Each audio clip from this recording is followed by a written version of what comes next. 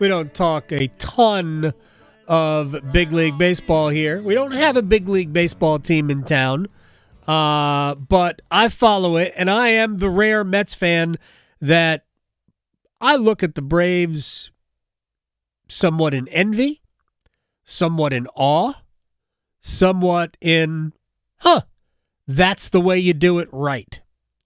You either draft well, trade well, scout well, and take care of the players that have made you, with the exception being maybe Freddie Freeman, but that worked out for them because Olsen and everybody else that they brought in have been dynamite, and they have 47 losses as we bring in Grant McAuley, who covers the Braves for 92.9 The Game, also from the Diamond podcast.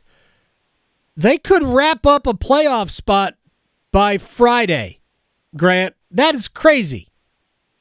Yeah, it's been a pretty crazy year overall for this club when you have the expectations that they did where, 100 wins is in play. You're imagining that there could be quite a three-team race with what the Mets did last year, and, of course, the Phillies going all the way to the World Series. I think we all probably envisioned the NL East looking a little bit different.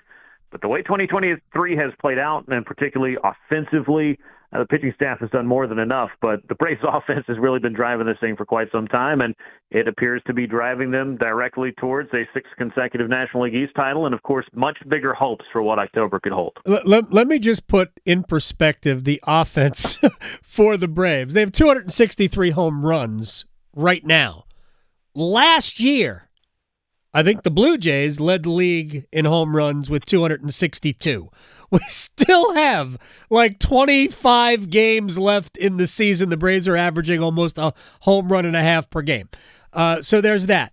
Their slugging percentage as a team is .501.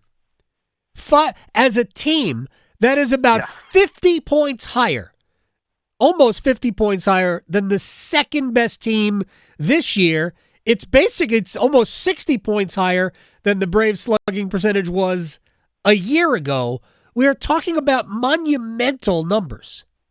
Yeah, I mean, and this is it's not a one-dimensional offense either. I mean, we can talk about the home runs, and we could probably spend the rest of our time going into all the different stats that, bear out exactly why this offense is so powerful, but they've also gone from being the club that struck out the second most times in Major League Baseball last year, second out of all 30 teams with nearly 1,500 strikeouts, to dropping down to 24th, 25th in the league in strikeouts this year. So when you think about where did that extra damage come from in terms of batting average, on-base percentage, slugging percentage, OPS, all of those things that all add up to typically more success when you've got a higher team average in all of those categories, plus these home runs, then you start to really understand how, truly not two-dimensional, maybe three-dimensional, four-dimensional, I don't know what it is. 4D chess, I think, is a game that some folks like to play online. Maybe that's what the Braves are playing with the rest of Major League Baseball. But they have a sizable lead in multiple different categories, offensively speaking. And if you're looking for the history that they could make as an offense before the year is over,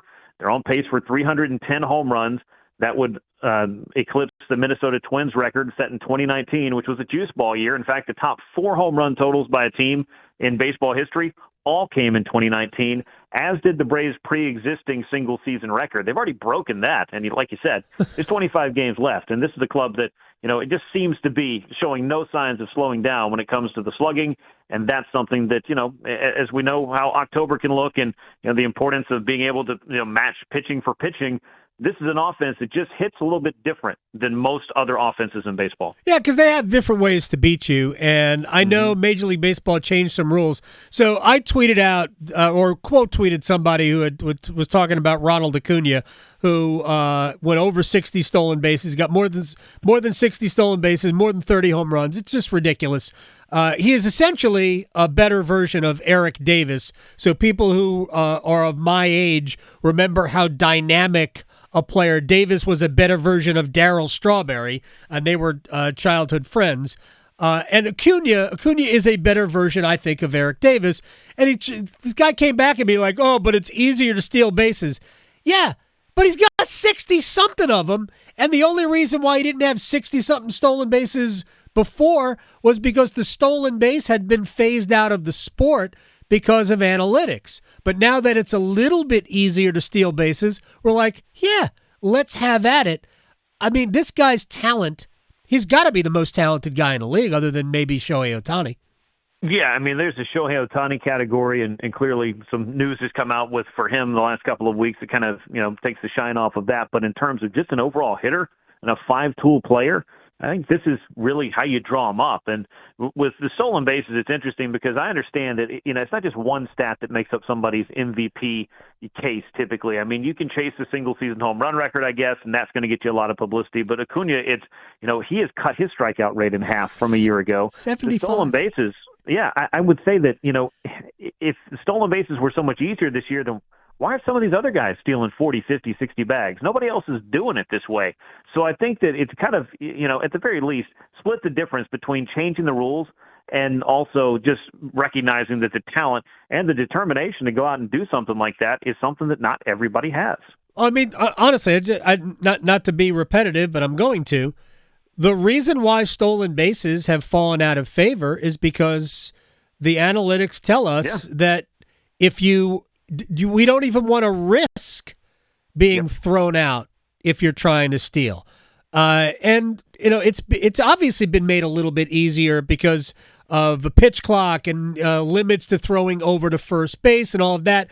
I don't think it has anything to do with the length of the bases. It's only a total of 6 inches on those two ends, and maybe 6 inches makes a difference sometimes, but not very often. It's simply it is a little bit easier. But if we put Ronald Acuna, if we dropped him into 1985, he'd have the same numbers. Maybe not as many home runs, but he'd have the same stolen base numbers. Yeah, and you brought up Eric Davis, and I think that that's a comp that, and really early Barry Bonds, when he started to put everything together in 1990, won his first MVP award.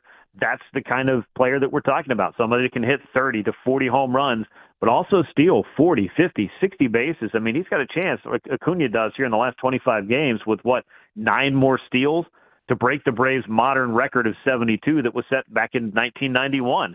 That, to your point, is a totally different era of baseball. You still saw guys trying to steal 60 and 70 bases back in the 90s. It just has not happened that often here in the aughts and, of course, the 2010s and even into the 2020s because teams were so risk-averse to giving away any outs, even though guys would get thrown out trying to stretch singles into doubles, doubles into triples, thrown out at home plate.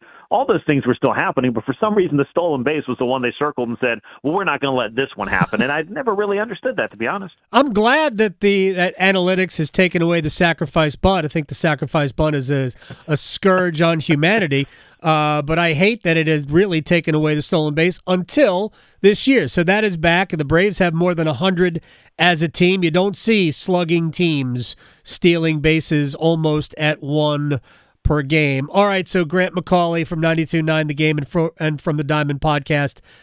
Tell me, give me an Achilles heel of Atlanta, something that needs to get better or maybe worries you as we enter the last 3.5 weeks of the season.